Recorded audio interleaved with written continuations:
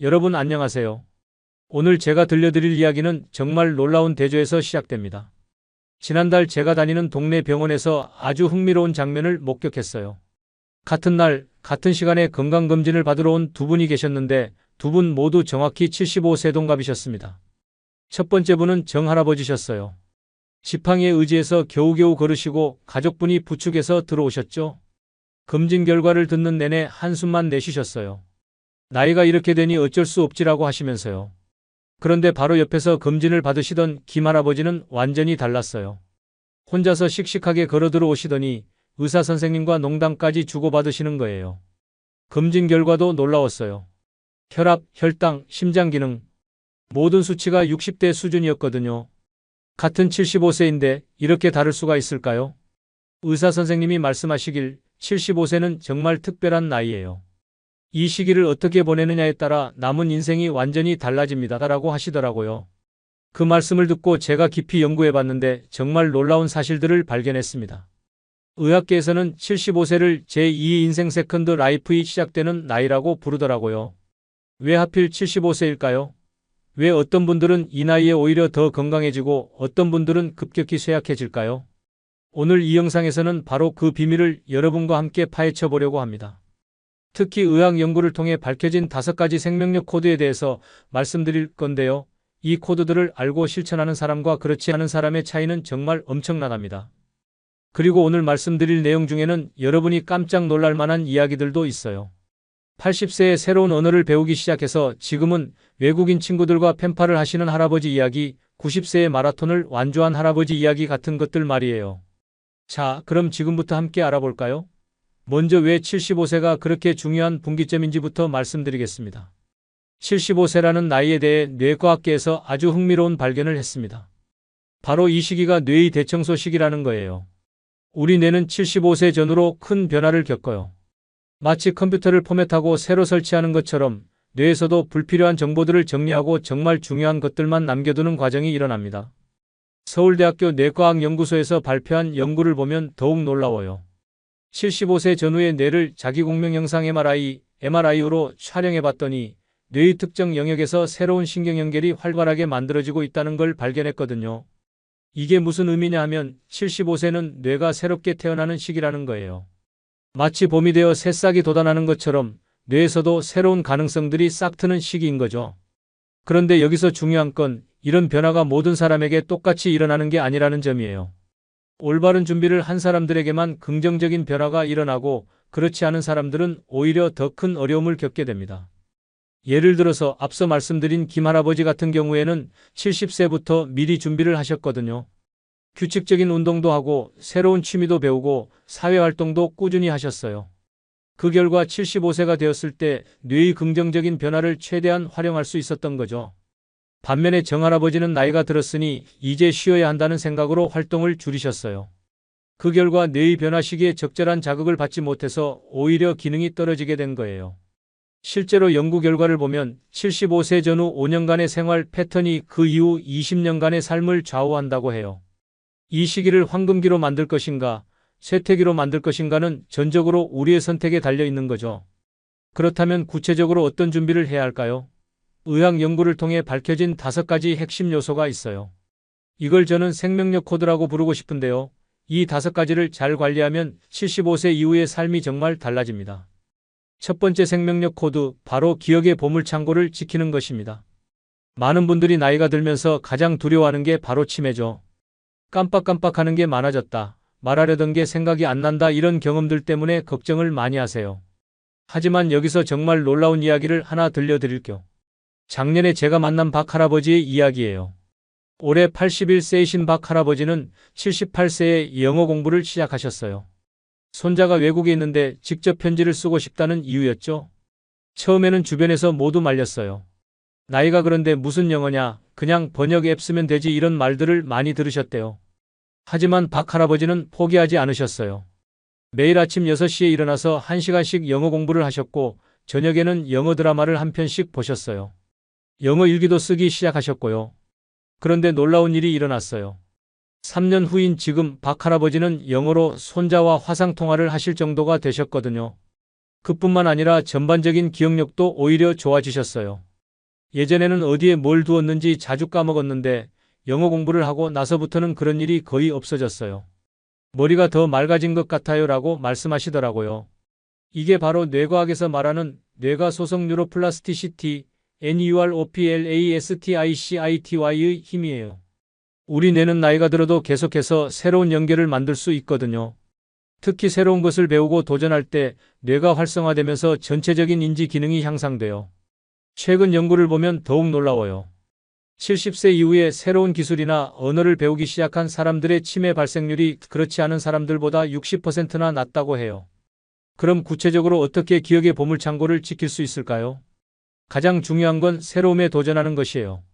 꼭 영어 공부나 어려운 걸 하실 필요는 없어요. 평소에 안 해보던 것들을 조금씩 시도해 보시면 돼요. 예를 들어 항상 오른손으로 양치질을 했다면 가끔은 왼손으로 해보세요. 항상 같은 길로 산책했다면 다른 길로도 가보시고요. 항상 같은 신문을 봤다면 다른 신문도 읽어보세요. 이런 작은 변화들이 뇌에게는 새로운 자극이 돼요. 뇌가 이게 뭐지? 하면서 깨어나게 되거든요. 두 번째로는 사회적 활동을 꾸준히 하는 거예요. 사람들과 대화를 나누고 함께 활동하는 것 자체가 뇌에게는 복합적인 운동이 돼요. 세 번째로는 독서를 추천해요. 책을 읽으면서 상상하고 추론하고 기억하는 과정이 뇌를 종합적으로 자극해줍니다. 마지막으로는 충분한 수면이에요. 우리 뇌는 잠을 잘 때 그날 경험한 것들을 정리하고 기억으로 저장하거든요. 깊은 잠을 자지 못하면 기억력에 문제가 생길 수 있어요. 박 할아버지처럼 80세에 새로운 언어를 배울 수는 없더라도 작은 도전들을 통해 뇌를 계속 깨어있게 만드는 거죠. 기억력은 나이의 문제가 아니라 사용의 문제예요. 자, 이제 두 번째 생명력 코드에 대해 알아볼까요? 바로 입안의 건강 파수꾼 구강 건강입니다. 많은 분들이 입 빠지면 죽에서 밥이라도 먹지라고 말씀하시는데 사실 구강 건강은 단순히 먹는 문제가 아니에요. 전신 건강과 직접적으로 연결되어 있거든요. 정말 충격적인 연구 결과가 하나 있어요. 잇몸병이 있는 사람은 없는 사람보다 심장병에 걸릴 위험이 2배나 높다는 거예요. 왜 그럴까요? 잇몸에서 생긴 염증이 혈관을 타고 온몸으로 퍼져나가기 때문이에요. 특히 심장혈관에 염증을 일으켜서 심근경색이나 뇌졸중의 위험을 높입니다. 또 다른 연구를 보면 치아가 많이 빠진 노인들의 치매 발생률이 그렇지 않은 노인들보다 3배나 높다고 해요. 씹는 활동이 뇌를 자극해서 인지 기능을 유지하는 데 도움이 되기 때문이에요. 그런데 여기서 정말 놀라운 이야기를 하나 더 들려드릴게요. 제가 알고 있는 최할머니의 이야기예요. 올해 83살이신 최할머니는 78세까지만 해도 치아가 거의 없으셔서 틀니를 끼고 계셨어요. 음식을 제대로 씹지 못해서 소화도 안 되고 말하기도 어려우셨죠. 그런데 어느 날 치과에서 임플란트라는 걸 권유받으셨어요. 처음에는 나이가 이런데 무슨 임플란트냐고 하셨는데 자녀분들이 설득해서 시작하게 되셨대요. 시술을 받는 동안은 정말 힘들었다고 하세요. 하지만 새 치아가 생기고 나서부터 할머니의 인생이 완전히 바뀌었어요. 먼저 음식을 제대로 씹을 수 있게 되니까 소화가 잘 되기 시작했어요. 그러다 보니 다양한 음식을 드실 수 있게 되었고 영양 상태도 좋아졌죠. 말하기도 훨씬 편해지셨어요. 틀니 때문에 발음이 부정확했는데 이제는 또렷하게 말씀하세요. 그러다 보니 사람들과 대화하는 것도 즐거워지셨고요. 가장 놀라운 변화는 자신감이었어요. 이제 사람들 앞에 나서는 게 부끄럽지 않다고 하시면서 경로당에서 노래도 부르시고 친구들과 여행도 다니세요. 최할머니는 이렇게 말씀하셨어요. 치아를 새로 하고 나서 10년은 젊어진 기분이에요. 진작에 할 걸 그랬어요. 83살에 새 치아를 얻고 새 인생을 사신 거죠. 그럼 구강 건강을 지키기 위해서는 어떻게 해야 할까요? 가장 기본적인 건 올바른 양치질이에요. 하루 3번, 식사 후에 반드시 양치질을 하시고 가능하면 치실도 사용하세요. 특히 잠들기 전 양치질이 가장 중요해요. 두 번째는 정기적인 치과 검진이에요. 6개월에 한 번은 치과에 가셔서 스케일링도 받고 치아 상태도 점검받으세요. 조기에 발견하면 간단한 치료로 해결되는 것들이 늦어지면 큰 수술이 필요할 수도 있어요. 세 번째는 구강에 좋은 음식을 드시는 거예요. 칼슘이 풍부한 우유나 치즈, 뼈째 먹는 생선들이 좋고요. 비타민C가 많은 과일과 채소도 잇몸 건강에 도움이 돼요. 마지막으로는 금연과 금주예요. 담배와 술은 구강암의 위험을 크게 높이거든요. 구강 건강은 단순히 치아의 문제가 아니라 전신 건강과 삶의 질을 좌우하는 중요한 요소라는 걸 꼭 기억하세요. 이제 세 번째 생명력 코드에 대해 말씀드릴게요. 바로 가족이라는 양날의 검에 대해서예요. 가족은 우리 인생에서 가장 소중한 존재들이죠. 특히 나이가 들수록 가족의 소중함을 더 많이 느끼게 됩니다. 하지만 때로는 그 가족 때문에 더 큰 상처를 받기도 해요. 통계를 보면 정말 안타까운 결과가 나와요. 노인 우울증의 가장 큰 원인 중 하나가 바로 가족 간의 갈등이라고 해요. 특히 자녀와의 관계에서 오는 스트레스가 노인들의 건강에 심각한 영향을 미친다고 합니다. 실제 사례를 하나 들려드릴게요. 이 할머니의 이야기인데 정말 가슴 아픈 이야기예요. 올해 78세이신 이 할머니는 평생 자식들을 위해서 살아오셨어요. 남편이 일찍 돌아가신 후에 홀로 3남매를 키우시면서 정말 고생 많이 하셨죠.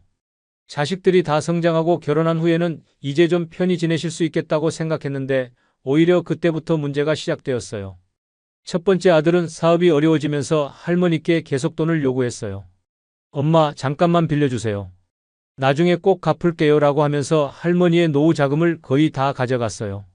두 번째 아들은 할머니를 무시하기 시작했어요. 엄마는 옛날 사람이라 요즘 일은 몰라라고 하면서 중요한 가족 행사에도 할머니를 빼놓고 결정했어요. 딸은 딸대로 시댁 눈치 때문에 할머니와 거리를 두기 시작했어요. 친정엄마가 자주 오시면 시어머니가 싫어해요 라고 하면서 연락도 잘 안 받았어요. 이 할머니는 점점 우울해지셨어요. 내가 뭘 잘못했나? 자식들을 위해 평생을 바쳤는데 왜 이런 대우를 받아야 하나라는 생각에 잠을 제대로 주무시지도 못하셨어요. 결국 할머니는 우울증에 걸리셨고 건강도 급격히 나빠지셨어요. 혈압도 올라가고 당뇨도 생기고 기억력도 나빠지셨죠. 이런 경우가 정말 많아요. 가족에 대한 기대가 클수록 상처도 더 크거든요. 하지만 반대의 경우도 있어요. 가족과의 관계를 현명하게 조율해서 서로에게 도움이 되는 분들도 계세요. 김할머니의 이야기를 들려드릴게요. 올해 81살이신 김할머니는 자녀분들과 정말 좋은 관계를 유지하고 계세요. 김할머니의 철학은 명확해요. 자식들에게 짐이 되지 말자는 거예요. 먼저 경제적으로 독립하려고 노력하세요. 연금이 많지는 않지만 그 범위 안에서 생활하려고 하시고 아이들에게 돈을 요구하지 않으세요. 오히려 명절이나 생일 때는 작은 용돈을 주시려고 해요. 두 번째로는 자녀들의 삶에 과도하게 개입하지 않으세요. 결혼은 언제 할 거냐, 아이는 언제 낳을 거냐, 직장은 왜 그런 데 다니냐 이런 말씀을 하지 않으세요. 대신 내 인생은 내가 알아서 해라. 엄마는 내가 건강하기만 하면 된다고 말씀하세요. 세 번째로는 본인만의 삶을 만들어 가세요. 친구들과의 모임도 있고 취미 활동도 있고 봉사활동도 하세요. 자녀들에게만 의존하지 않고 독립적인 생활을 하시려고 노력해요. 그 결과 어떻게 되었을까요? 자녀들이 오히려 할머니를 더 자주 찾아봬요. 엄마가 우리한테 부담을 주지 않으시니까 오히려 더 가까이 하고 싶어져요 라고 하더라고요. 김할머니는 이렇게 말씀하셨어요. 가족은 서로 사랑하는 사이지만 그렇다고 해서 서로에게 모든 걸 의존해서는 안 된다고 생각해요. 적당한 거리를 유지할 때 더 아름다운 관계가 될 수 있어요. 가족과의 관계를 현명하게 유지하려면 어떻게 해야 할까요? 첫째, 경제적 독립을 최대한 유지하세요. 작은 금액이라도 스스로 관리할 수 있는 돈이 있으면 자존감도 유지되고 갈등도 줄어들어요. 둘째, 자녀들의 인생에 과도하게 개입하지 마세요. 조언을 구할 때만 말씀해 주시고 평소에는 지켜봐 주시는 것만으로도 충분해요. 셋째, 본인만의 인생을 살아가세요. 자녀들이 전부가 아니라 여러분 자신의 행복도 중요하다는 걸 잊지 마세요. 넷째, 감정적인 갈등이 생겼을 때는 시간을 두고 해결하려고 하세요. 당장 해결하려고 하면 더 큰 상처가 될 수 있어요. 가족은 사랑으로 연결된 사이지만 그 사랑이 부담이 되지 않도록 하는 지혜가 필요해요. 이제 네 번째 생명력 코드에 대해 말씀드릴게요. 바로 움직이는 생명력, 체력 유지에 대해서예요. 나이가 들면 체력이 떨어지는 게 당연하지라고 생각하시는 분들이 많아요. 물론 젊을 때와 같을 수는 없겠지만 적절한 관리를 통해서 놀라운 체력을 유지하실 수 있어요. 정말 놀라운 이야기를 하나 들려드릴게요. 작년에 뉴스에서 본 이야기인데 일본에 계시는 90세 할아버지가 마라톤을 완주하셨다는 거예요. 그것도 풀코스 마라톤을 42km 전부 다 완주하신 거예요. 처음에는 믿기지 않았는데 실제로 기록도 있고 동영상도 있더라고요. 그 할아버지가 인터뷰에서 하신 말씀이 인상 깊었어요. 저도 70세까지는 평범한 노인이었어요. 계단 오르기도 힘들고 조금만 걸어도 숨이 찼죠. 그런데 71세에 운동을 시작했어요. 처음에는 집 앞을 천천히 걷는 것부터 시작했는데 20년 후인 지금은 마라톤까지 뛸 수 있게 되었어요. 이 할아버지의 비결은 뭐였을까요? 바로 꾸준함이었어요. 매일매일 조금씩이라도 몸을 움직이셨던 거예요. 우리나라에도 비슷한 분이 계세요. 제가 직접 만나본 조 할아버지 이야기예요. 올해 84세이신 조 할아버지는 78세에 운동을 시작하셨어요. 그전까지는 퇴직 후에 집에만 계셨는데 어느 날 손자가 할아버지 함께 공원에서 운동해요 라고 해서 시작하게 되셨대요. 처음에는 공원을 한 바퀴 도는 것도 힘들었어요. 중간에 벤치에서 여러 번 쉬어야 했죠. 하지만 포기하지 않으셨어요. 매일 아침 6시에 일어나서 공원으로 나가셨어요. 처음에는 천천히 걷기만 하셨는데 점차 빨리 걷기, 가벼운 조깅, 맨손 체조까지 하게 되셨어요. 6년이 지난 지금 조 할아버지는 완전히 다른 사람이 되셨어요. 아침마다 공원에서 80대라고는 믿기지 않는 활기찬 모습으로 운동하세요. 계단도 뛰어서 올라가시고 무거운 것도 혼자 들 수 있으세요. 더 놀라운 건 정신적인 변화였어요. 운동을 하면서 자신감이 생겼어요. 뭐든지 할 수 있을 것 같은 기분이에요 라고 말씀하셨어요. 체력이 좋아지니까 다른 활동도 늘어났어요. 여행도 다니시고 새로운 취미도 배우시고 사람들과의 만남도 늘어났죠. 조 할아버지는 이렇게 말씀하셨어요. 체력은 모든 활동의 기초예요. 체력이 있어야 뭐든지 할 수 있어요. 나이가 들었다고 포기하지 마세요. 시작하기에 늦은 때는 없어요. 그럼 어떻게 체력을 키우고 유지할 수 있을까요?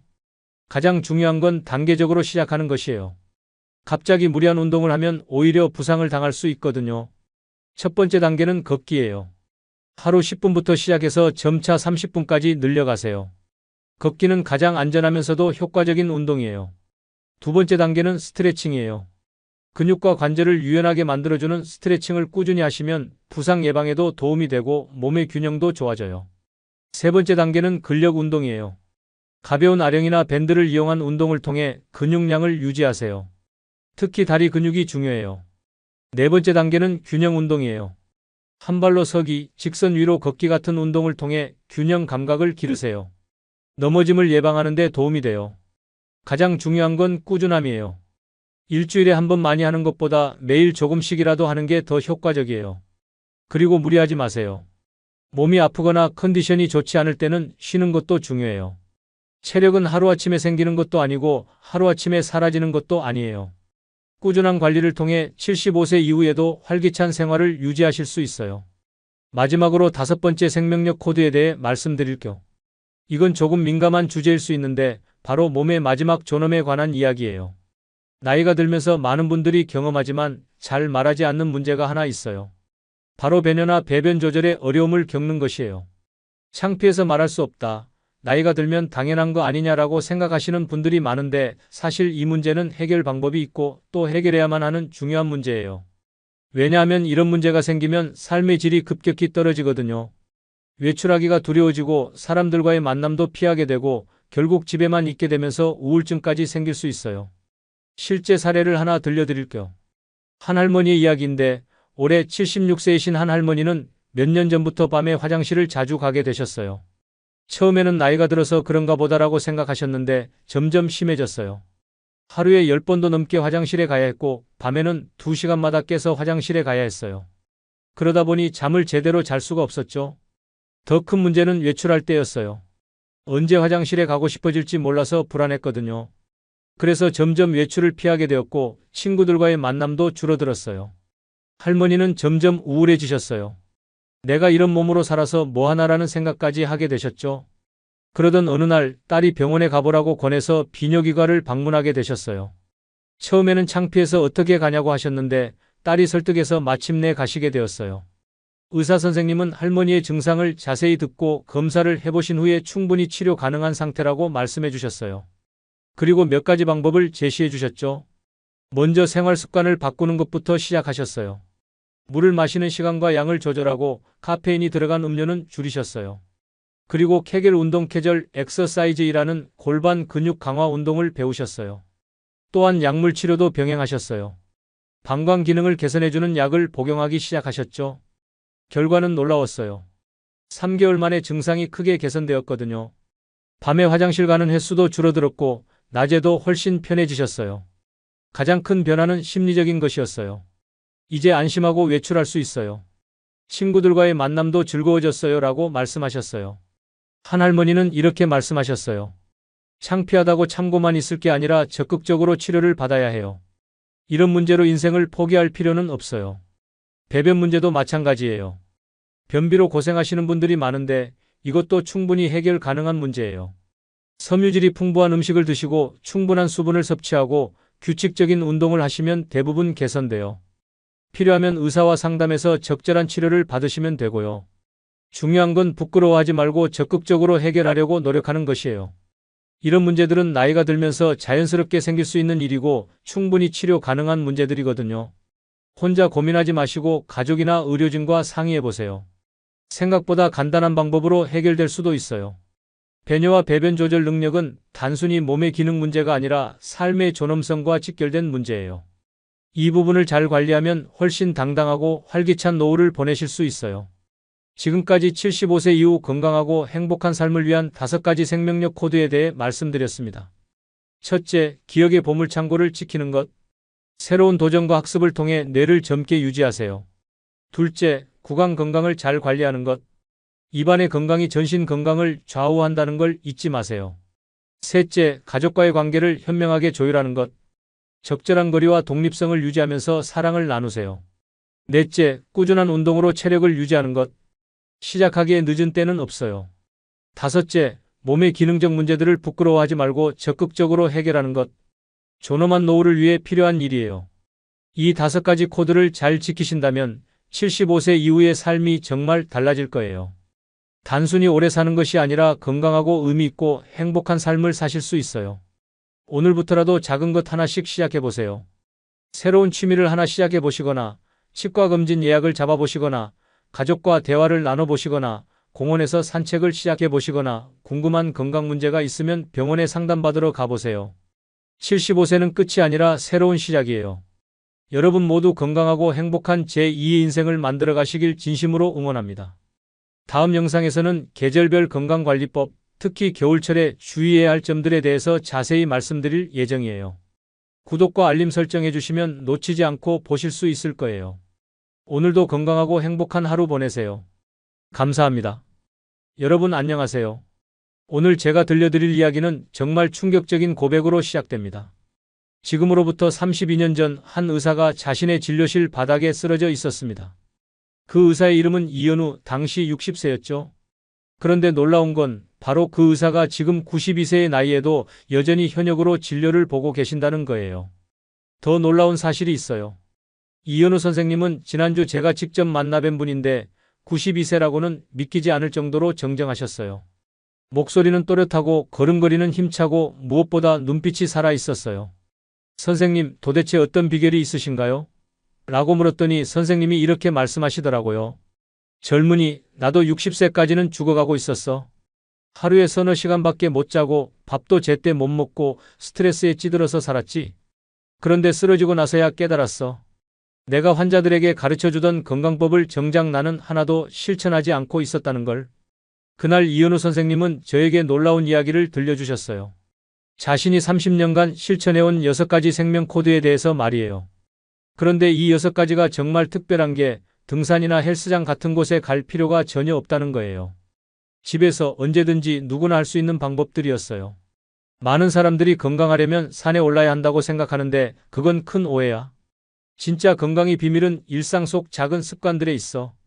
내가 30년간 증명해온 방법들이지. 선생님의 말씀을 듣고 나서 저는 정말 놀랐어요. 왜냐하면 그 방법들이 정말 간단하면서도 과학적 근거가 확실했거든요. 특히 첫 번째 방법을 듣고는 정말 깜짝 놀랐어요.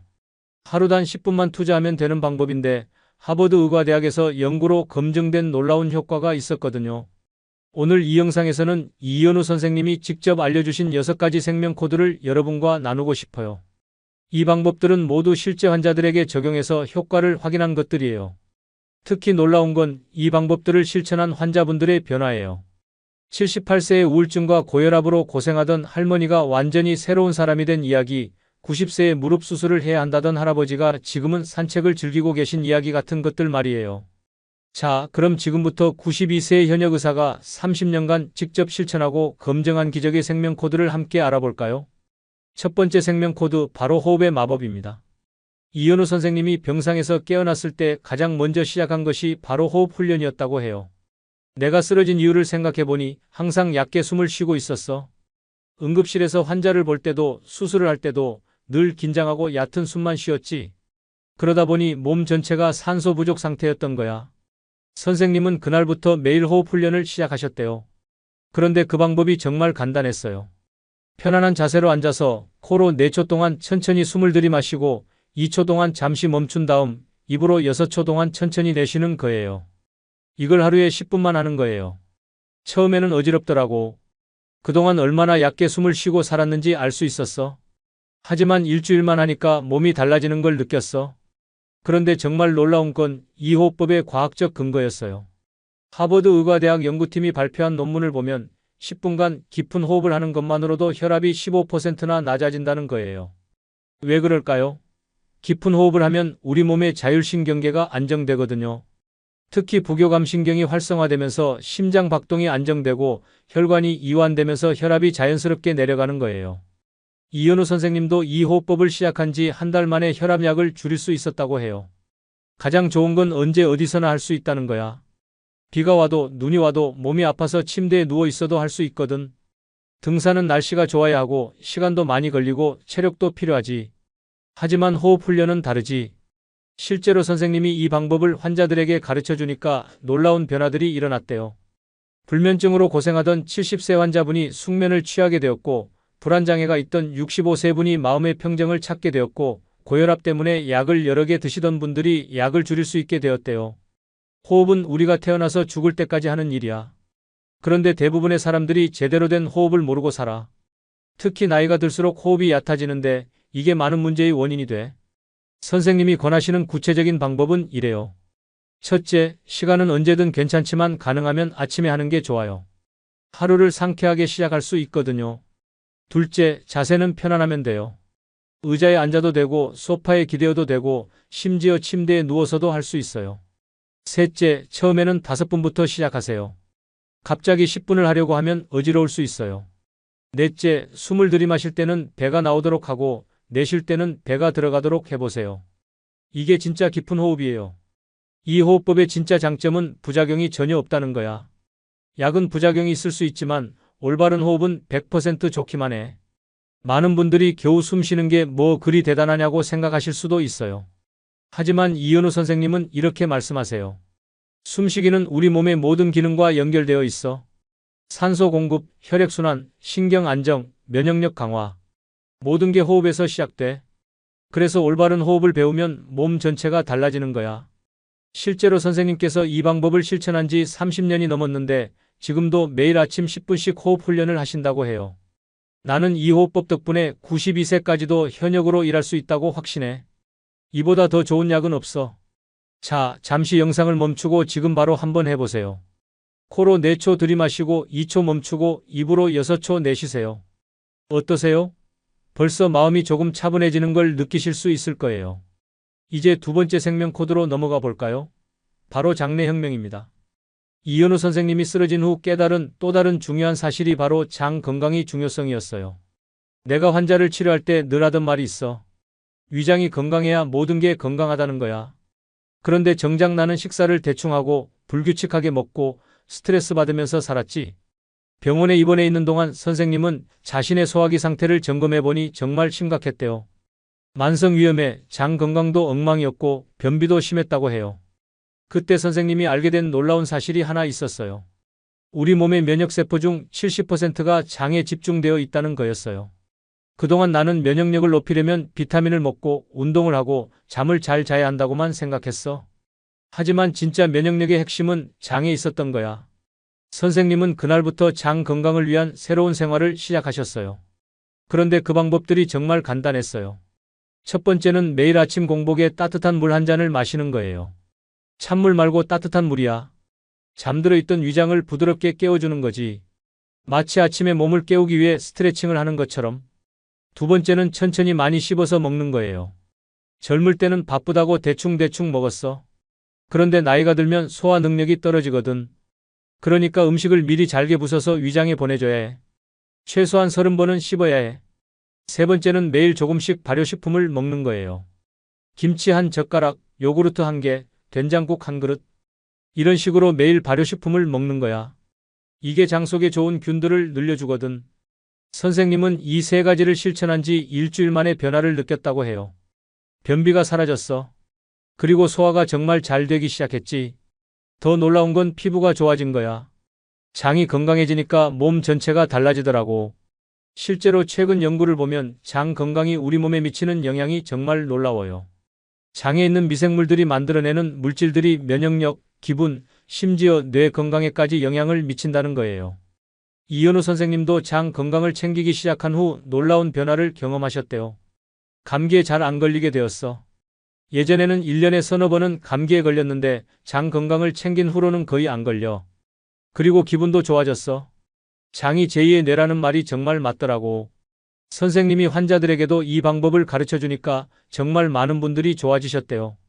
특히 기억에 남는 환자분이 계신데 72세 박영수 할아버지였어요. 당뇨병과 고혈압으로 고생하고 계셨는데 장 건강을 챙기기 시작한 후 혈당 수치가 많이 안정되었다고 해요. 당뇨병 환자분들에게 장 건강은 정말 중요해. 장에서 혈당 조절에 관여하는 호르몬들이 많이 만들어지거든. 박 할아버지도 장 건강을 챙긴 후 인슐린 주사량을 줄일 수 있었어. 그런데 여기서 중요한 점이 하나 있어요. 발효식품을 너무 많이 먹으면 안 된다는 거예요. 김치를 너무 많이 먹으면 나트륨 때문에 혈압이 올라갈 수 있고 요구르트를 너무 많이 먹으면 당분 때문에 문제가 될 수 있어. 적당히 꾸준히 먹는 게 중요해. 선생님이 권하시는 구체적인 방법은 이래요. 아침에 일어나면 따뜻한 물 한 잔을 천천히 마시세요. 온도는 미지근한 정도가 좋아요. 식사할 때는 서두르지 마세요. 한 입에 30번씩 씹는다고 생각하고 천천히 드세요. 김치는 하루에 한두 젓가락, 요구르트는 하루에 한 개, 된장국이나 청국장은 일주일에 서너 번 정도가 적당해요. 무엇보다 꾸준히 하는 게 중요해요. 하루 이틀 한다고 달라지는 게 아니라 꾸준히 해야 장 속 환경이 바뀌어요. 내가 환자들에게 늘 하는 말이 있어. 장이 행복해야 몸이 행복하다는 거야. 장을 잘 돌봐주면 장이 우리 몸 전체를 잘 돌봐줘. 세 번째 생명 코드는 황금 수면의 법칙입니다. 이현우 선생님이 젊은 시절 가장 무시했던 게 바로 수면이었다고 해요. 의대생 때부터 잠은 죽어서도 자겠다는 마인드로 살았어. 하루에 서너 시간 자는 게 자랑이었지. 응급실에서 밤새 일하고 다음날 외래 진료하고 그런 식으로 30년을 살았어. 하지만 쓰러진 후 입원해 있으면서 선생님은 수면의 중요성을 뼈저리게 깨달았다고 해요. 병원에서 강제로 일찍 자고 일찍 일어나는 생활을 하게 되었는데 몸이 회복되는 속도가 정말 빨라지더라고. 그때 깨달았어. 수면이 최고의 치료제구나. 선생님은 퇴원 후부터 지금까지 30년간 철저한 수면 관리를 하고 계신데요. 그 방법들을 들어보니 정말 체계적이었어요. 첫 번째 원칙은 저녁 9시 이후에는 스마트폰을 멀리하는 거예요.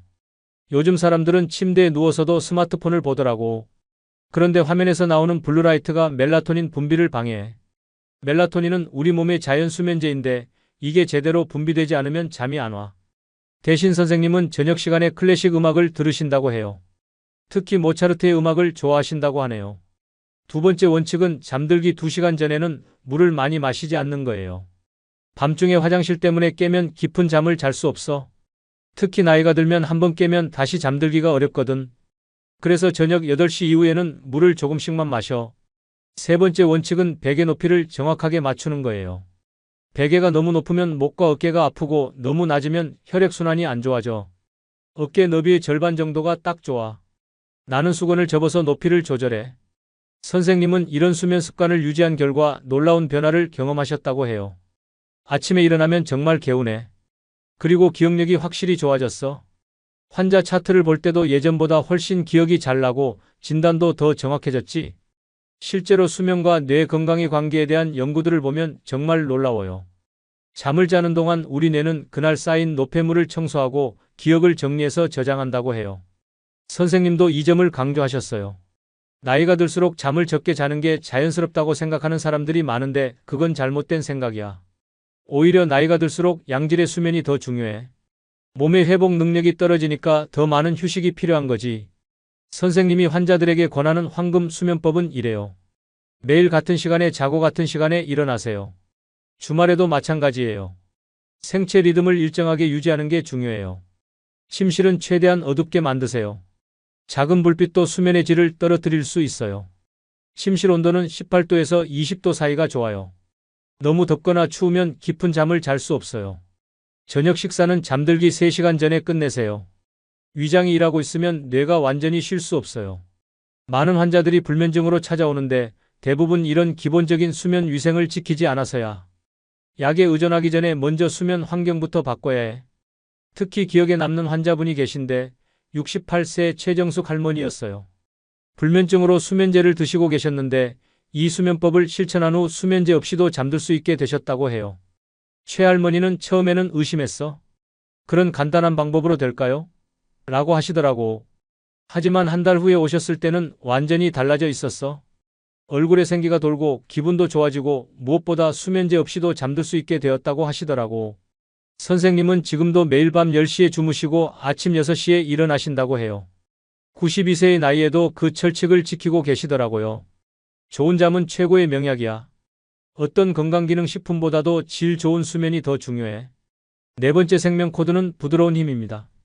많은 분들이 운동이라고 하면 등산이나 헬스장에서 하는 격한 운동을 떠올리시는데 이현우 선생님은 전혀 다른 철학을 갖고 계셨어요.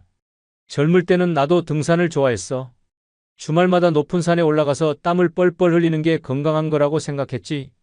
그런데 나이가 들면서 그런 운동이 오히려 해가 될 수 있다는 걸 깨달았어. 선생님이 깨달은 건 바로 균형 잡힌 부드러운 운동의 중요성이었어요. 특히 인상 깊었던 환자 사례가 있었는데 90세 김영자 할머니의 이야기예요. 김 할머니는 80세까지 매일 산에 오르셨어. 그런데 갑자기 무릎이 아프기 시작했지. 병원에 오셨을 때는 인공관절 수술을 해야 할 정도로 연골이 닳아 있었어. 하지만 선생님은 수술 대신 다른 방법을 제안하셨어요. 수술을 하기 전에 3개월만 제 방법을 따라해 보시라고 했어. 등산 대신 집에서 할 수 있는 부드러운 운동들로 바꾸신 거지. 그 운동들이 어떤 것들이었을까요? 첫 번째는 아침 스트레칭이었어요. 일어나자마자 침대에서 하는 간단한 스트레칭이었죠. 발목을 시계 방향, 반시계 방향으로 각각 10번씩 돌리고 무릎을 가슴 쪽으로 당겨서 10초씩 유지하는 거야. 이렇게 10분만 해도 관절이 부드러워져. 두 번째는 점심 후 가벼운 산책이었어요. 산을 오르는 게 아니라 집 주변을 천천히 걷는 거야. 15분 정도만 걸어도 충분해. 중요한 건 매일 하는 거지. 세 번째는 저녁에 하는 근력 운동이었어요. 무거운 아령을 드는 게 아니라 물병이나 책을 이용해서 팔 운동을 하고 의자를 잡고 다리 운동을 하는 거야. 강도는 낮지만 꾸준히 하면 효과가 있어. 정말 놀라운 일이 일어났어요. 3개월 후 김영자 할머니가 다시 병원에 오셨을 때 무릎 상태가 많이 좋아져 있었다고 해요. 수술을 안 해도 될 정도로 좋아져 있었어. 할머니 본인도 깜짝 놀라셨지. 이런 간단한 운동으로 이렇게 좋아질 줄 몰랐다고 하시더라고. 이현우 선생님 본인도 이런 부드러운 운동을 30년간 꾸준히 하고 계신데요. 나는 매일 아침 일어나면 10분 스트레칭, 점심 후에 15분 산책, 저녁에 10분 근력 운동을 해. 총 40분 정도인데 이게 내 건강이 기본이야. 선생님이 강조하신 건 운동의 강도가 아니라 꾸준함이었어요. 많은 사람들이 운동을 할 때 무리를 해. 주말에 몰아서 격하게 하거나 너무 높은 강도로 하다가 다치거나 포기하게 되지. 하지만 진짜 좋은 운동은 매일 꾸준히 할 수 있는 운동이야. 실제로 연구를 보면 격한 운동보다 꾸준한 가벼운 운동이 장기적으로 더 좋은 효과를 낸다고 해요. 특히 중장년층에게는 더욱 그렇다고 하고요. 선생님이 환자들에게 권하는 운동 원칙들이 있어요. 첫째, 매일 하세요. 주 3회 격하게 하는 것보다 매일 조금씩 하는 게 훨씬 좋아요. 둘째, 집에서 하세요. 헬스장이나 산에 가야만 운동할 수 있다고 생각하지 마세요.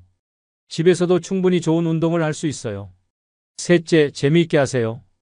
음악을 들으면서 하거나 가족과 함께 하면 더 오래 지속할 수 있어요. 넷째, 몸의 소리를 들으세요.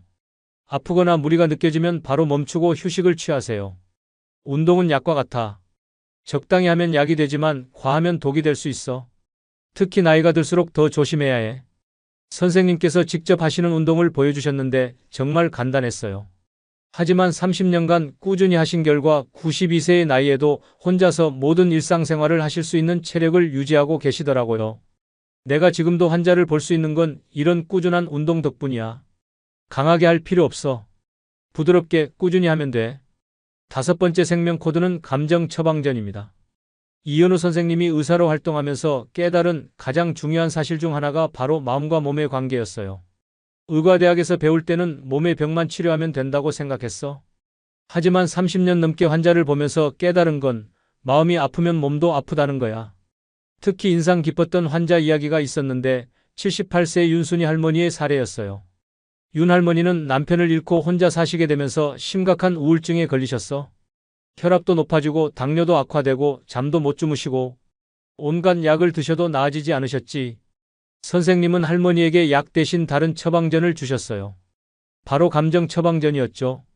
첫 번째 처방은 하루 3번 웃기였어요. 아침에 일어나서 거울을 보고 웃어보세요.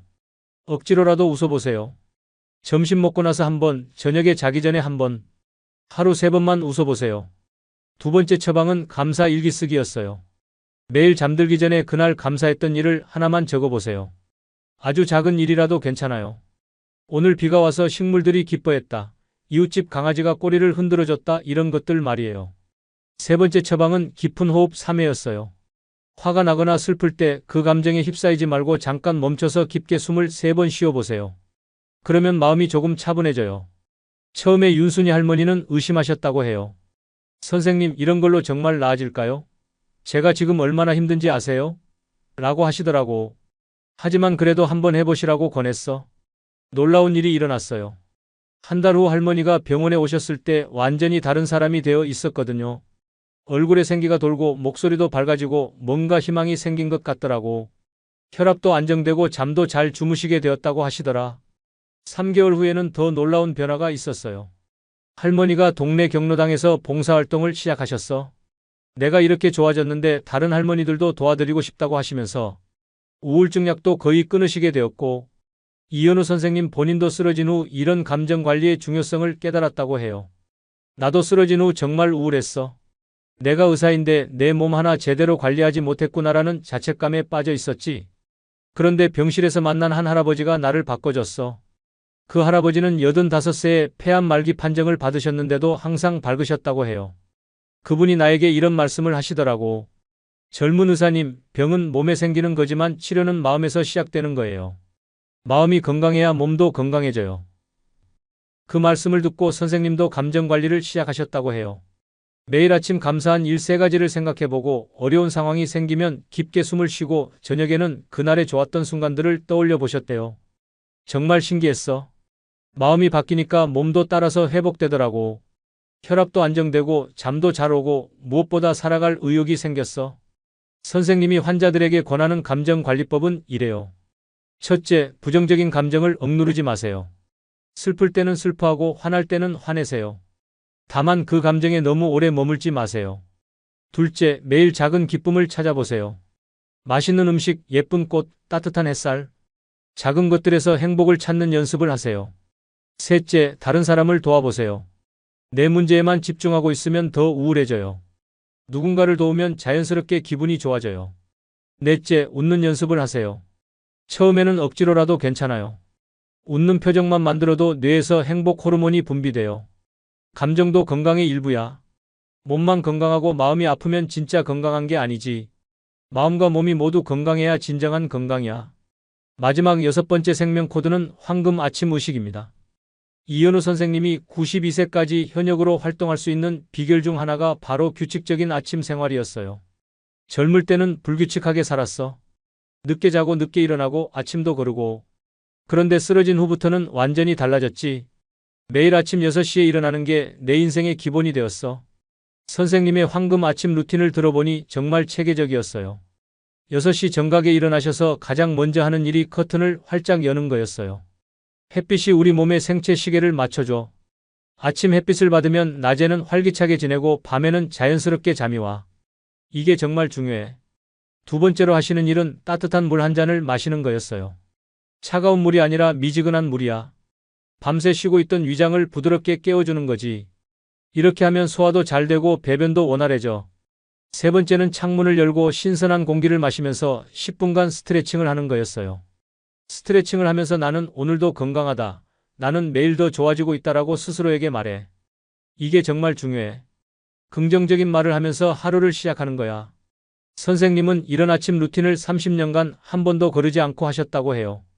휴일에도 마찬가지야. 일정한 생활 리듬을 유지하는 게 건강의 기본이거든. 불규칙한 생활은 몸에 스트레스를 주어. 실제로 선생님을 뵙고 나니 정말 놀라웠어요. 92세라고는 믿기지 않을 정도로 정정하시고 목소리도 또렷하고 걸음걸이도 힘차셨거든요. 많은 환자들이 나이가 들면서 생활이 불규칙해져 은퇴하고 나면 늦게 자고 늦게 일어나고 하루 종일 TV만 보고 이러면 건강이 급격히 나빠져. 선생님은 환자들에게도 아침 루틴의 중요성을 강조하신다고 해요. 특히 기억에 남는 환자분이 계신데 70세 정관수 할아버지였어요. 정 할아버지는 은퇴 후에 완전히 생활이 무너지셨어. 밤늦게 자고 오후에 일어나고 우울증에 불면증까지. 정말 심각한 상태였지. 선생님은 할아버지에게 간단한 아침 루틴을 제안하셨어요. 매일 아침 7시에 일어나서 산책을 나가라고 했어. 30분만 걸어도 좋으니까 매일 나가보시라고.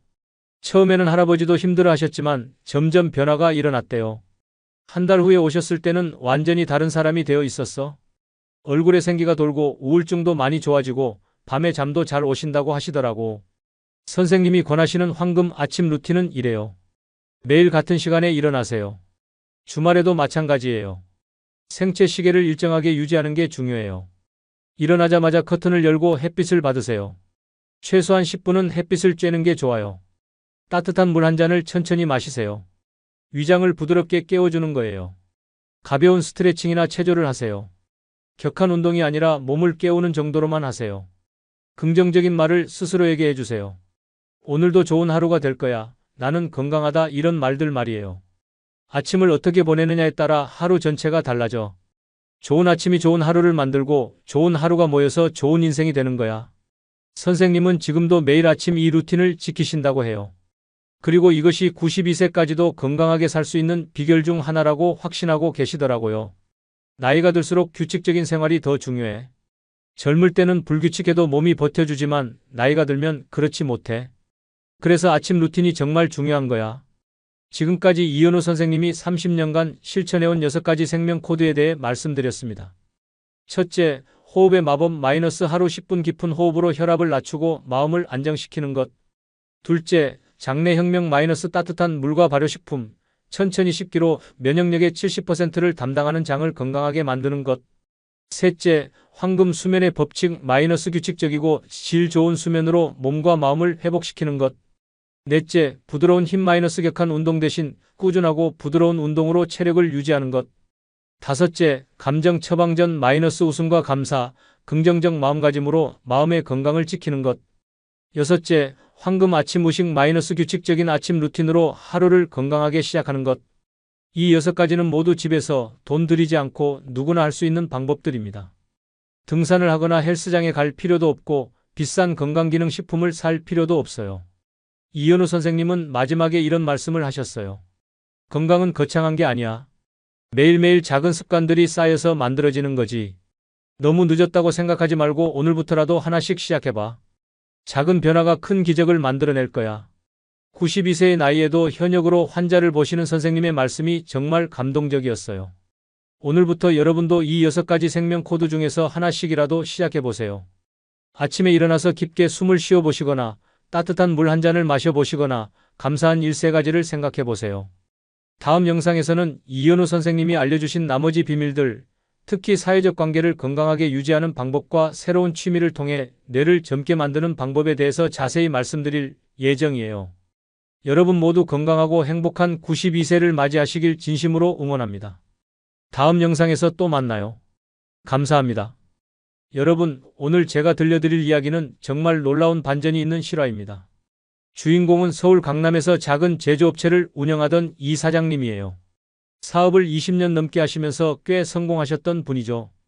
그런데 65세에 은퇴하신 후 이분이 주변 사람들에게 하신 말씀이 정말 충격적이었습니다. 내 인생에서 가장 잘한 선택이 뭐냐고요? 바로 아무것도 안 하기로 한 거예요. 그냥 하루하루를 마음 가는 대로 보내는 것. 이게 이렇게 행복한 줄 몰랐어요. 여러분도 혹시 이런 고민 해보신 적 있나요? 은퇴하고 나면 뭔가 의미 있는 일을 해야 하는 건 아닌가? 카페라도 차려야 하나? 봉사활동이라도 시작해야 하나? 그냥 집에만 있으면 무능한 사람이 되는 건 아닌가? 오늘 제가 여러분께 들려드릴 이야기를 끝까지 들으시면 아마도 여러분의 노후에 대한 생각이 완전히 바뀔 것입니다. 그리고 그 변화가 여러분을 진정으로 자유롭고 행복하게 만들어줄 거예요. 먼저 놀라운 통계 하나를 말씀드릴게요. 하버드 대학교에서 80년간 추적 연구한 결과 노년기에 가장 행복한 사람들의 공통점이 무엇이었는지 아시나요? 바로 시간을 자기 마음대로 쓸 수 있는 자유를 가진 사람들이었습니다. 돈이 많고 적고가 아니라 정말 자신이 원하는 대로 하루를 보낼 수 있는 사람들이 가장 만족도가 높았어요. 그런데 아이러니하게도 우리 사회는 은퇴자들에게 끊임없이 뭔가 하라고 압박합니다.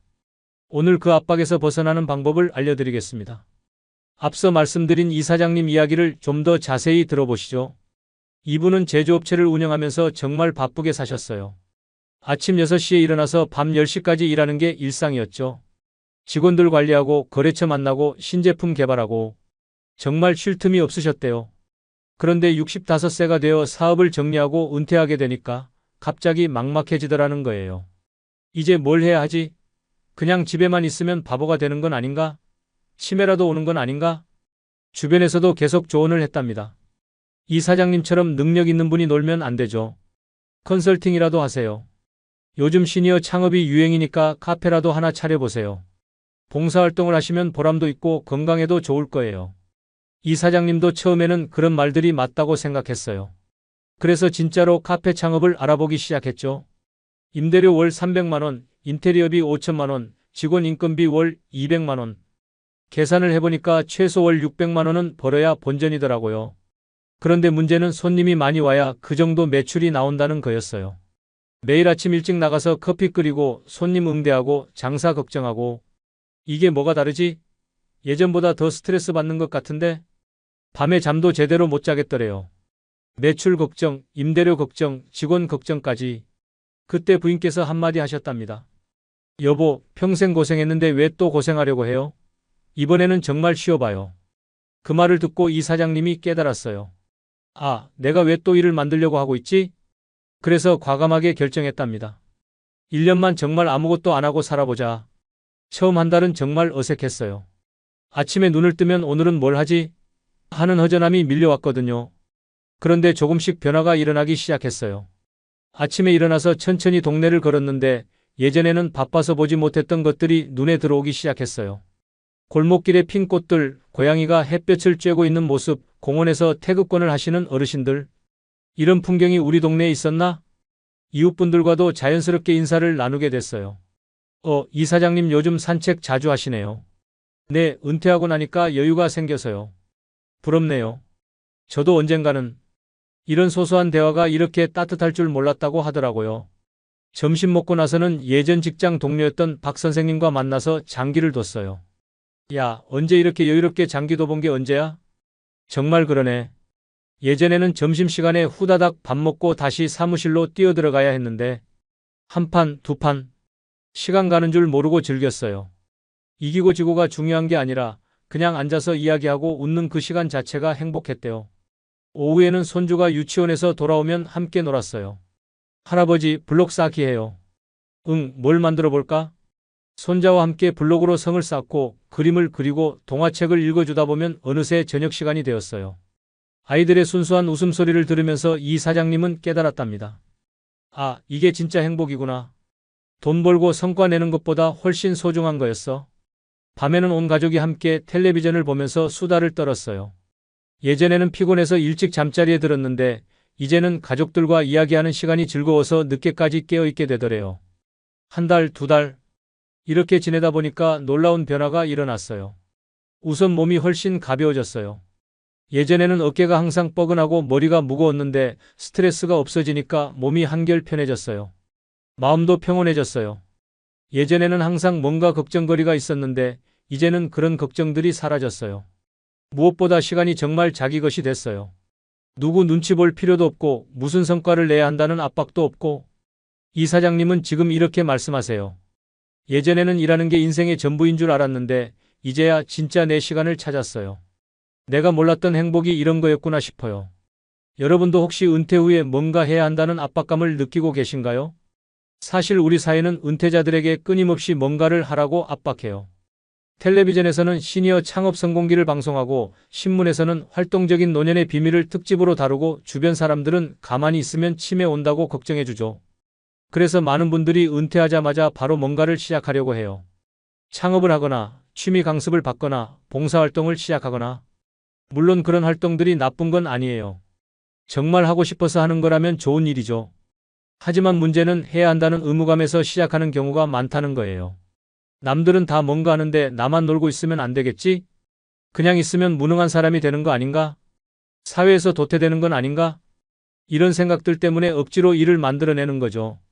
하지만 진짜 중요한 건 이거예요. 여러분이 정말 원하는 게 뭔지 솔직하게 생각해 보는 것.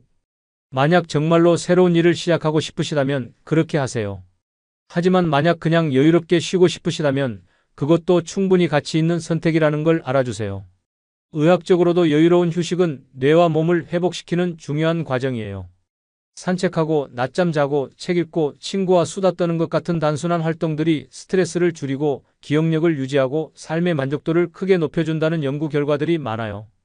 미국의 한 연구에서는 은퇴 후 삶의 만족도를 결정하는 가장 큰 요인이 바로 시간을 자기 마음대로 쓸 수 있는 자유라고 발표했어요. 즉, 돈이 많고 적고보다는 정말 자신이 원하는 대로 시간을 보낼 수 있느냐가 더 중요하다는 거죠. 부산에 사시는 김할머니의 이야기를 들어보세요. 저는 은퇴하고 나서 처음에 요가 강습도 받고 컴퓨터 교육도 받고 자원봉사도 했어요. 뭔가 해야 할 것 같아서요. 그런데 스케줄에 쫓기는 기분이 들더라고요. 마치 직장 다닐 때처럼 시간에 맞춰 어디 가야 하고 뭔가 해야 하고. 그래서 다 그만두고 정말 하고 싶은 것만 하기로 했어요. 아침에 동네 산책하고 오후에는 드라마 보고 저녁에는 가족들과 시간 보내고. 이게 훨씬 행복해요. 누구 눈치 볼 필요도 없고 스트레스도 없고. 김할머니처럼 정말 자신이 원하는 방식으로 시간을 보내는 것, 그게 진짜 자유예요. 그런데 여기서 중요한 건 그냥 노는 것도 나름의 조건이 필요하다는 거예요. 가장 기본적인 조건은 역시 경제적 안정이에요. 아무리 놀고 싶어도 돈이 바닥나면 마음이 불안해져서 제대로 쉴 수가 없거든요. 전문가들은 보통 이렇게 계산해요. 은퇴 후 안정적으로 지내려면 최소한 생활비 20년치 정도는 준비해둬야 한다고요. 구체적으로 계산해보죠. 63세에 은퇴했다고 가정해보세요. 평균 수명 85세를 고려하면 앞으로 최소 22년은 더 살아야 해요. 부부 기준으로 월 250만 원을 기본 생활비로 잡으면 연간 3천만 원이 필요해요. 22년이면 약 6억 6천만 원이죠. 여기에 의료비나 예상치 못한 지출을 더하면 최소 8억 원 정도는 있어야 불안 없이 여유로운 삶을 유지할 수 있어요. 8억 원이나 어떻게 모아요? 하시는 분들 계실 텐데 사실 국민연금이나 퇴직연금 같은 정기적인 수입이 있다면 그만큼 준비금은 줄어들어요. 예를 들어 부부가 합쳐서 국민연금으로 월 180만 원을 받는다면 부족한 70만 원만 보완하면 되죠. 이런 경우에는 약 2억 원 정도만 비상금으로 갖고 있어도 충분히 여유로운 생활을 할 수 있어요. 전문가들은 은퇴 후 자산의 60%에서 70%는 안전자산에, 나머지 30% 정도만 변동성이 있는 자산에 두라고 조언해요. 안전자산이라는 건 정기예금, 국채, 안전한 펀드 같은 거고요. 변동자산은 주식이나 부동산 같은 거예요. 이렇게 해야 큰 손실 없이 안정적으로 노후 자금을 관리할 수 있어요. 대구에 사시는 정 선생님은 이렇게 하셨어요. 은퇴할 때 퇴직금과 개인저축을 합쳐서 3억 원 정도 있었어요. 이 중에 2억 원은 정기예금과 국채에 넣고 1억 원은 안전한 펀드에 투자했어요. 국민연금 부부 합쳐서 월 150만 원 받고 적금 이자와 펀드 수익으로 월 50만 원 정도 더 생겨요. 그러니까 한 달에 200만 원으로 생활하면 되죠. 여행도 가고 외식도 하고 손주들 용돈도 주면서 살 수 있어요. 무엇보다 돈 걱정 없이 마음 편하게 쉴 수 있어서 좋아요. 이런 식으로 계획을 세우면 정말 안심하고 놀 수 있어요. 두 번째로 중요한 조건은 건강이에요. 아무리 돈이 있어도 몸이 아프면 제대로 쉴 수가 없어요. 하지만 여기서 중요한 건 완벽한 건강이 아니라 관리 가능한 건강이라는 거예요. 나이가 들면 어느 정도 몸의 변화는 당연해요. 혈압이 조금 높아지고 혈당이 조금 올라가고 무릎이 좀 아프고 이런 건 자연스러운 현상이에요. 중요한 건 이런 변화들을 잘 관리하면서 일상생활에 큰 지장이 없도록 하는 거죠. 의학적으로 은퇴 이후 가장 중요한 건강관리 지표는 세 가지예요. 첫 번째, 혈압이에요. 고혈압은 뇌졸중이나 심장병의 원인이 되니까 약물이나 생활습관으로 잘 관리해야 해요. 두 번째, 혈당이에요. 당뇨병도 합병증이 무서우니까 식단 조절과 운동으로 관리하는 게 중요해요. 세 번째, 근육량이에요. 60세 이후부터는 매년 1%씩 근육이 줄어든다고 해요. 이걸 막으려면 주 3회 이상 가벼운 근력 운동을 해야 해요. 앞서 말씀드린 이 사장님도 처음에는 매일 등산만 했어요. 유산소 운동이니까 건강에 좋다고 생각했거든요. 그런데 몇 달 후에 무릎 통증이 생기기 시작했어요. 병원에 가니까 의사 선생님이 이렇게 말씀하시더래요. 근력 운동을 안 해서 생긴 문제예요. 유산소 운동만으로는 근골격을 지킬 수 없어요. 그때부터 이 사장님은 아령을 들고 가벼운 근력 운동을 시작했어요. 처음에는 힘들었지만 꾸준히 하다 보니까 체력이 달라지더래요. 헬스장이 부담스럽다면 집에서도 충분히 할 수 있어요. 스쿼트 20개, 팔굽혀펴기 10개만 해도 큰 도움이 되거든요. 중요한 건 꾸준함이에요. 하루 걸러 하루씩이라도 계속하는 거죠. 세 번째 조건은 규칙적인 생활 리듬이에요. 그냥 논다고 해서 아무런 계획 없이 하루를 보내라는 뜻은 아니에요. 오히려 자신만의 즐거운 루틴을 만드는 게 중요해요.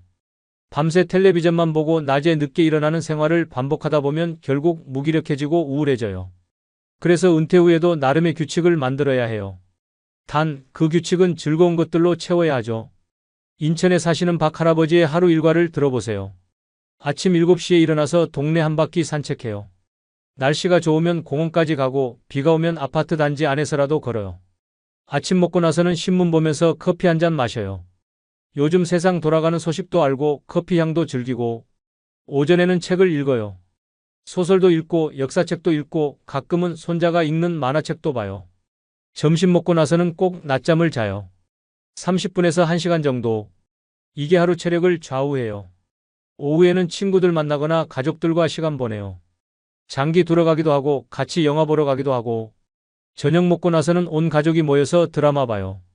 어떤 날은 손주들과 놀아주고 어떤 날은 아내와 산책해요. 이런 식으로 하루하루가 규칙적이면서도 즐겁게 채워지면 시간도 금방 가고 만족감도 커요. 그런데 여기서 중요한 포인트가 있어요. 바로 돈 안 쓰고 즐기는 방법을 많이 알아두는 거예요. 많은 분들이 은퇴하면 여행도 많이 다니고 고급 레스토랑도 가고 취미 강습도 받으면서 화려하게 살고 싶어 하세요.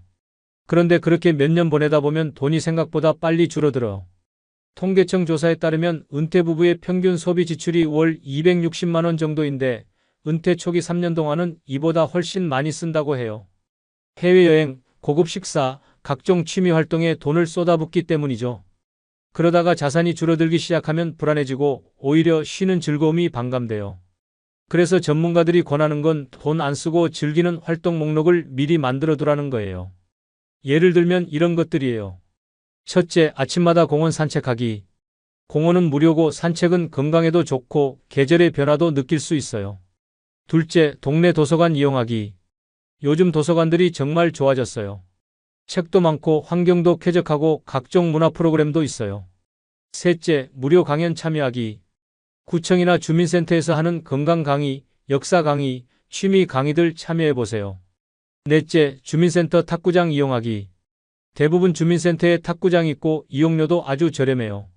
다섯째, 집 근처 무료 등산로 이용하기. 서울만 해도 무료로 갈 수 있는 산들이 정말 많아요. 여섯째, 지역 문화센터 프로그램 참여하기. 대부분 구민이면 무료거나 아주 저렴하게 이용할 수 있어요. 일곱째, 시장 구경하기. 전통시장 가서 사람들 구경하고 맛있는 간식 하나씩 사 먹는 것도 즐거운 일이에요. 이런 활동들만으로도 하루가 꽉 차고 돈도 거의 들지 않아요. 앞서 말씀드린 이 사장님도 이런 방식으로 지내고 계세요. 매일 사 마시던 커피숍 커피를 끊고 집에서 내려 마시기 시작했어요. 한 달에 10만 원 정도 아끼더라고요. 대신 동네 도서관을 자주 가요. 처음에는 무료라고 대수롭지 않게 여겼는데 1년이 지나니까 책 읽는 습관도 생기고 지식도 늘고 돈도 아꼈어요. 무엇보다 매일 뭔가 새로운 걸 배우면서 지낸다는 성취감이 생겼어요. 이렇게 소소하지만 의미 있는 활동들로 하루를 채우면 돈 걱정 없이도 충분히 즐겁게 지낼 수 있어요. 그런데 이런 여유로운 삶을 살기 위해서는 마음가짐의 변화도 필요해요. 특히 나를 사랑하는 법을 배워야 해요. 지금까지 우리는 다른 사람들을 위해서 살아왔어요.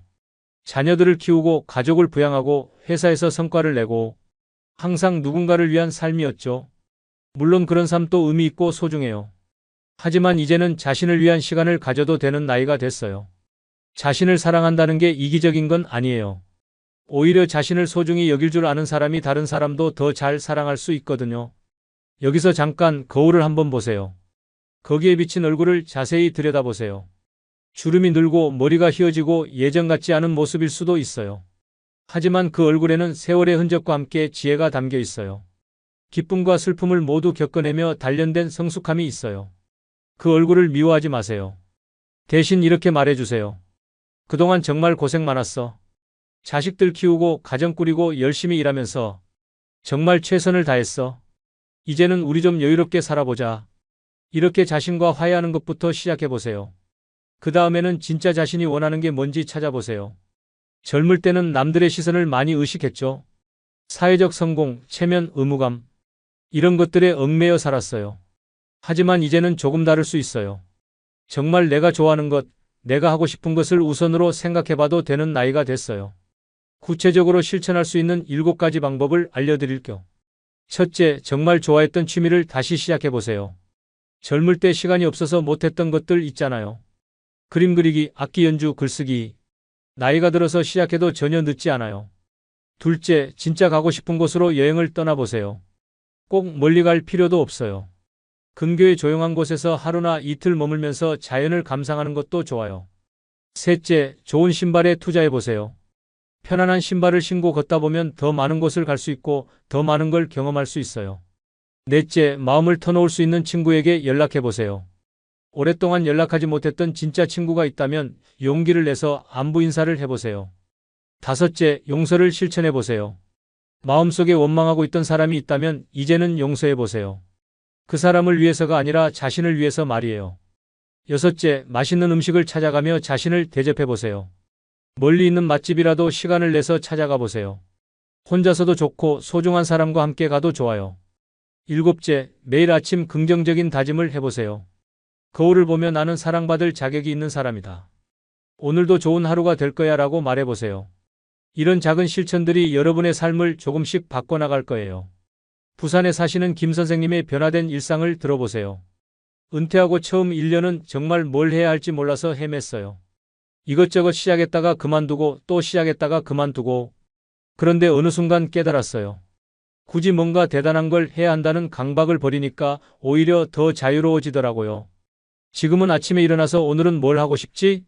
하고 생각해봐요. 날씨가 좋으면 공원에 가고 비가 오면 집에서 책을 읽고 친구가 보고 싶으면 연락해서 만나고 이런 자유로움이 이렇게 행복한 줄 몰랐어요. 예전에는 스케줄에 쫓기면서 살았는데 이제는 내 마음이 시기해요. 김 선생님의 말씀처럼 진정한 자유는 내 마음대로 시간을 쓸 수 있는 것에서 나와요. 그런데 혹시 그냥 노는 게 무의미한 건 아닌가? 하는 걱정을 하시는 분들도 계실 텐데요. 전혀 그렇지 않아요. 여유롭게 쉬는 것도 나름의 의미와 가치가 있어요. 첫째, 몸과 마음을 회복시키는 시간이에요. 평생 열심히 살아온 자신에게 주는 선물이라고 생각하세요. 둘째, 가족과의 소중한 시간을 보내는 거예요. 바쁠 때는 못했던 깊은 대화도 나누고 손주들과도 충분히 놀아줄 수 있어요. 셋째, 자신을 더 깊이 이해하는 시간이에요. 바쁘게 살면서 놓쳤던 자신의 모습을 발견할 수 있어요.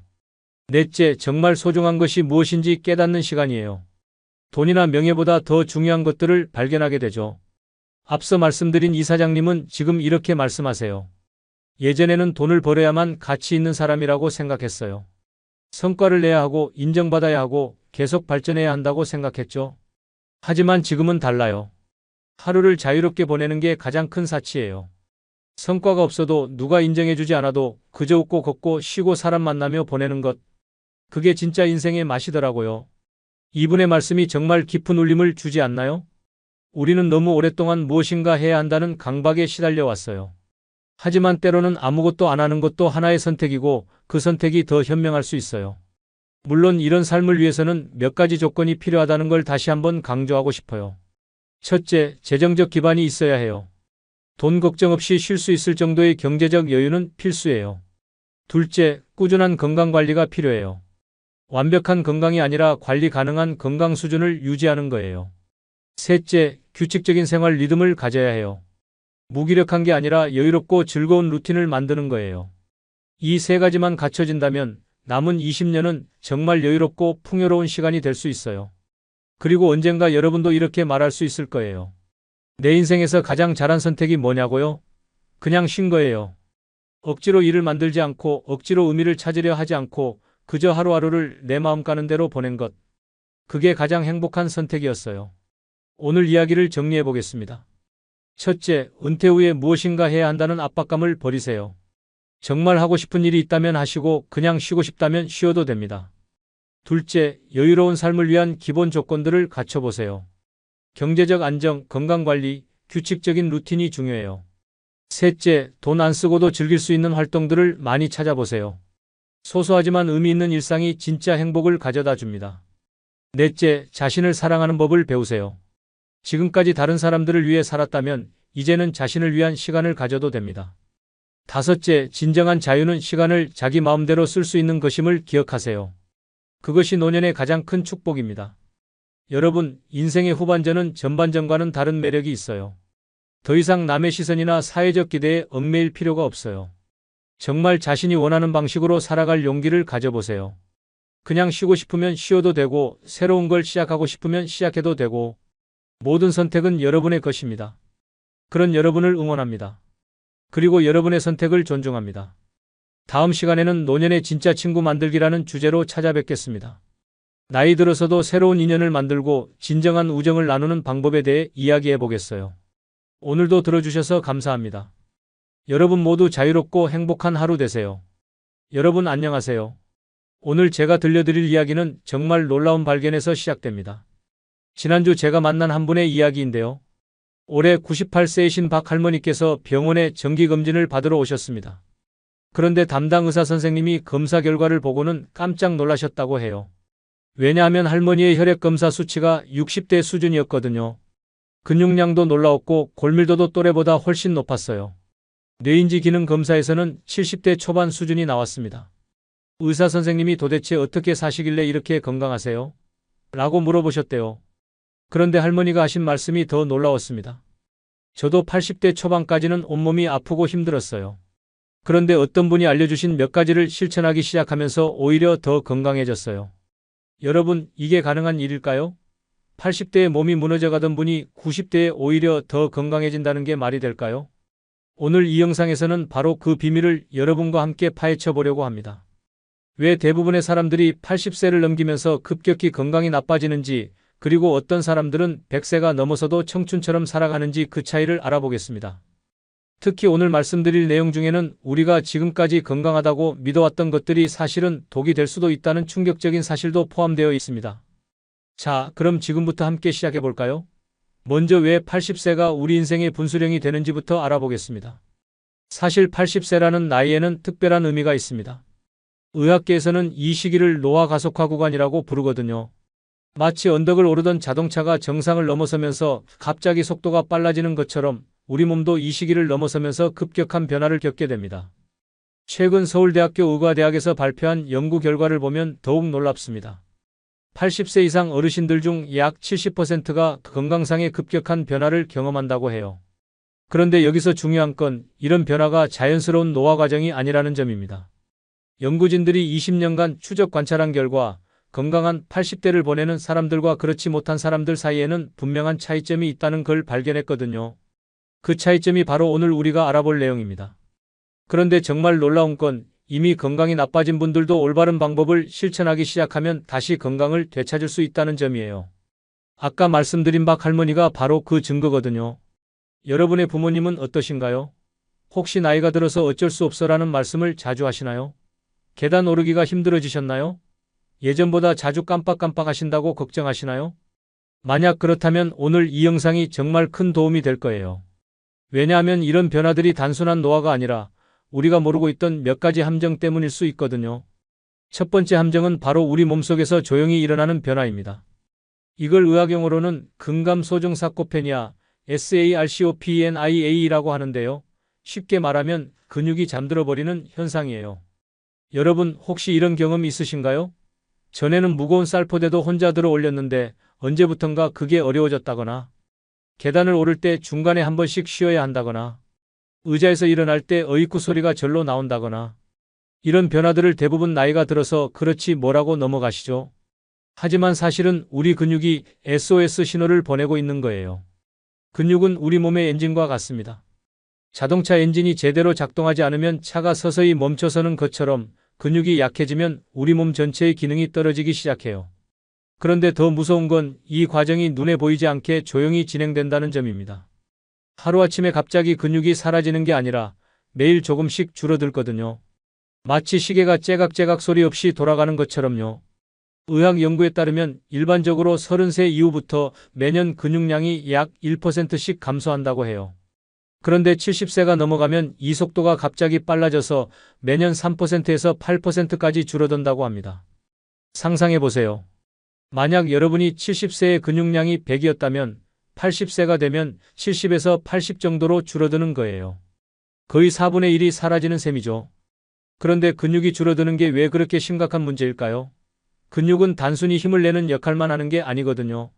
첫째, 근육은 우리 몸의 당분을 저장하는 창고 역할을 해요. 근육이 줄어들면 당뇨병에 걸릴 위험이 높아집니다.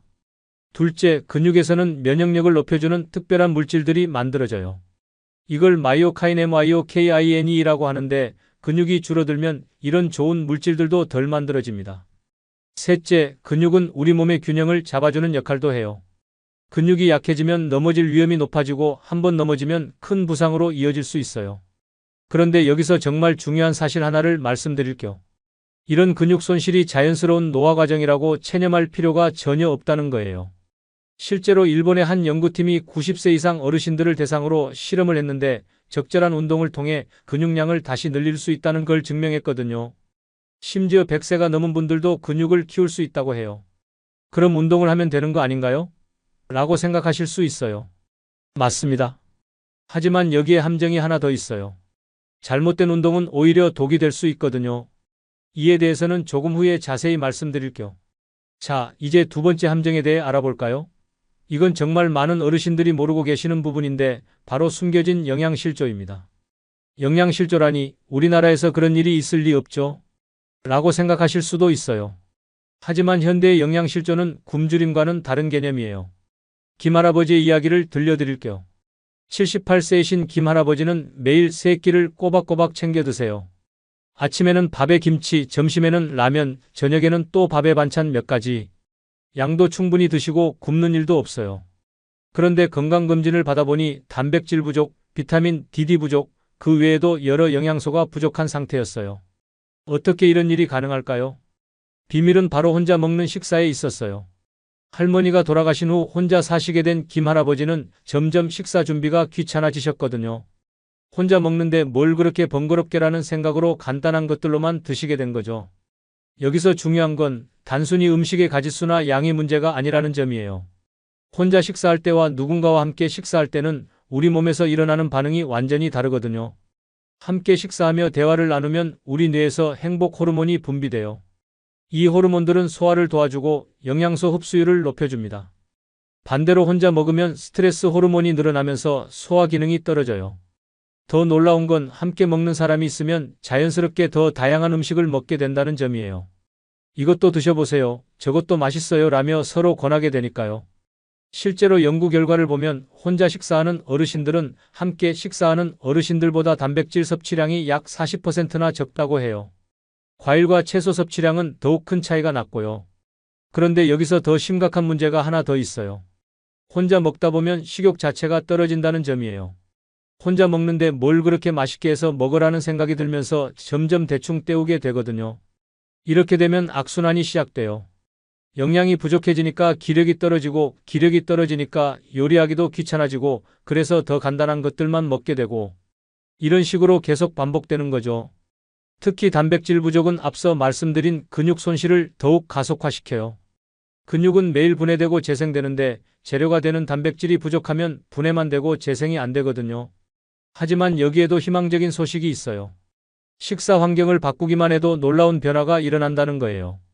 실제로 한 연구에서는 혼자 식사하던 어르신들이 다른 사람들과 함께 식사하기 시작한 후 불과 6개월 만에 면역력이 50% 이상 향상되었다고 해요. 자, 이제 세 번째이자 마지막 함정에 대해 알아볼 시간이에요. 이건 정말 놀라운 발견인데 바로 과보의 역설입니다. 이런 상황 혹시 익숙하지 않으세요? 아버지 넘어지시면 안 되니까 집에서 쉬세요. 어머니 무거운 건 들지 마세요. 위험하니까 밖에 나가지 마세요. 자식들의 마음에서 나오는 걱정이죠. 사랑하는 부모님이 다치실까 봐 조심하라고 하는 거예요. 그런데 이런 좋은 의도가 때로는 독이 될 수 있다는 사실 알고 계셨나요? 영국에서 실시한 대규모 연구 결과가 정말 충격적이었어요. 하루에 12시간 이상 누워 있거나 앉아 있는 것이 담배 한 갑을 피우는 것만큼 해롭다는 결과가 나온 거예요. 생각해 보세요. 우리가 부모님의 건강을 위해서 쉬세요, 쉬세요라고 하는 것이 사실은 담배를 권하는 것과 같을 수도 있다는 거예요. 왜 이런 일이 일어날까요? 우리 몸은 쓰지 않으면 퇴화하도록 설계되어 있거든요. 마치 녹슬지 않으려면 계속 움직여야 하는 기계처럼요. 움직이지 않으면 여러 가지 문제가 동시에 발생해요. 첫째, 뼈가 약해져요. 중력을 받으며 움직여야 뼈가 단단해지는데 계속 누워 있으면 뼈 밀도가 급격히 떨어집니다. 둘째, 심장이 약해져요. 심장도 근육이거든요. 운동량이 줄어들면 심장 근육도 약해지면서 혈액을 제대로 펌프질하지 못하게 돼요. 셋째, 뇌 기능이 떨어져요. 움직이지 않으면 뇌로 가는 혈류가 줄어들고 새로운 자극도 받지 못하면서 인지 기능이 급격히 저하됩니다. 가장 무서운 건 폐렴 위험이에요. 누워만 있으면 폐 안에 있는 분비물들이 제대로 배출되지 않아서 폐렴에 걸릴 위험이 몇 배나 높아져요. 그런데 정말 놀라운 사실이 하나 있어요. 적당한 운동을 하는 어르신들이 오히려 넘어질 위험이 적다는 거예요. 왜냐하면 근육이 단단해지고 균형 감각이 좋아지거든요. 미국 스탠포드 대학교에서 실시한 연구를 보면 하루에 30분만 가벼운 활동을 해도 80세 이상 어르신들의 평균 수명이 3년 이상 늘어난다고 해요. 그런데 여기서 중요한 건 적당한 활동이라는 점이에요. 갑자기 무리한 운동을 하면 오히려 위험하거든요. 올바른 방법을 알아야 해요. 자, 지금까지 우리가 80세를 넘어서면서 건강이 나빠지는 3가지 함정에 대해 알아봤어요. 근육이 잠들어버리는 문제, 혼자 먹는 식사의 문제, 그리고 과보호의 역설까지. 하지만 이제부터는 희망적인 이야기를 해볼까요? 실제로 100세가 넘어서도 건강하게 살아가시는 분들의 비밀을 알아보겠습니다. 처음에 말씀드린 박 할머니처럼 80대에 건강이 나빠졌다가도 다시 회복할 수 있는 방법들이에요. 그리고 이 방법들은 모두 과학적으로 검증된 것들입니다. 첫 번째 비밀은 바로 자연과 함께하는 명상 산책이에요. 산책이야 누구나 하는 건데 그게 뭐가 특별하지? 라고 생각하실 수도 있어요. 하지만 여기서 말하는 산책은 단순히 걷기만 하는 게 아니에요. 전 세계의 100세인들을 연구한 결과 가장 공통적인 특징이 바로 이 명상 산책이었거든요. 이들은 걸으면서 자연을 관찰하고 깊게 호흡하며 마음을 비우는 시간을 가져요. 일본 오키나와의 100세인들, 그리스 이카리아 섬의 장수인들, 이탈리아 사르디니아의 건강한 어르신들, 모두 이런 방식으로 걷는다는 공통점이 있었어요. 그런데 이 명상 산책이 왜 그렇게 특별할까요? 과학적으로 분석해보면 정말 놀라운 효과들이 나타나거든요. 먼저 앞서 말씀드린 3가지 함정을 모두 해결해줘요. 걷기 운동을 통해 근육이 자극을 받고 자연 속에서 느끼는 평화로움이 스트레스를 줄여주고 적당한 활동으로 몸 전체의 기능이 활성화돼요. 하지만 효과는 여기서 끝나지 않아요. 명상 산책을 꾸준히 하신 분들의 변화를 보면 정말 놀라워요. 먼저 근육량 감소 속도가 60% 이상 줄어들어. 이는 걷기 운동이 전신의 근육을 고루 자극하면서 특히 다리와 코어 근육을 강화하기 때문이에요. 면역력도 놀랍게 향상돼요. 자연 속에서 걷기 운동을 하면 면역세포의 활동이 활발해지고 스트레스 호르몬은 줄어들면서 자연 치유력이 강화됩니다. 가장 놀라운 건 뇌의 건강이에요. 걷기 운동을 하면 뇌로 가는 혈류가 증가하고 자연을 관찰하면서 뇌가 다양한 자극을 받거든요. 실제로 치매 위험이 50% 이상 줄어든다는 연구 결과도 있어요. 정신 건강 면에서도 엄청난 효과가 있어요. 자연 속에서 걷다 보면 행복 호르몬인 세로토닌과 엔돌핀이 분비되면서 우울증 개선 효과가 70%나 된다고 해요. 그럼 구체적으로 어떻게 시작하면 될까요? 전문가들이 권하는 방법은 이래요. 처음에는 하루 5분부터 시작하세요. 겨우 5분? 이라고 생각하실 수도 있지만 중요한 건 꾸준함이에요. 매일 1분씩 늘려가면서 최종적으로는 20분에서 30분 정도까지 늘려가시면 돼요. 너무 욕심내서 처음부터 오래 하려고 하면 오히려 포기하기 쉬워요. 시간은 아침이 가장 좋아요. 아침 공기가 가장 신선하고 하루를 활기차게 시작할 수 있거든요. 햇빛을 받으면서 걸으면 비타민 D 합성에도 도움이 돼요. 장소는 가능하면 나무와 꽃이 있는 곳을 선택하세요. 도시에 사시는 분들은 근처 공원이면 충분해요. 시골에 사시는 분들은 논밭 사이 길이나 산책로가 좋겠죠. 걷는 동안에는 깊게 호흡하는 게 중요해요. 코로 깊이 들이마시고 입으로 천천히 내쉬면서 걸어보세요. 동시에 주변의 자연을 관찰해보세요. 새소리, 바람소리, 꽃향기 이런 것들을 의식적으로 느껴보는 거예요.